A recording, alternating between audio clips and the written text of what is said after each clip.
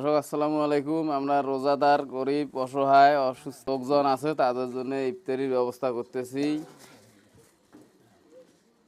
আপনারা দেখেন, আমরা তো সব ভিডিও আনতে পারি না, তারপরেও আপনাদেরকে দেখার জন্য কিছু করি।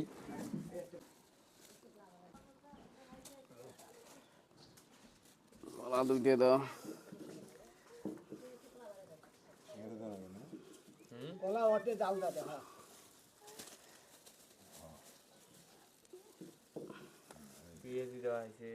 পেঁয়াজি খেজুর সবাই আছে ওটা।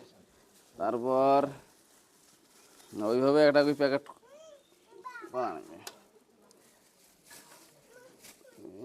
বেশি ইয়ে হয়েছে তো, করার পর পরে আস্তে আস্তে করবেন। তারপর ওই বড় পলিথিন নাও।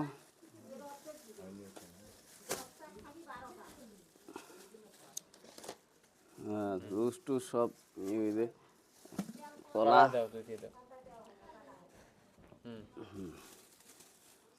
ওই আরো না পাকো হোক এপাশে।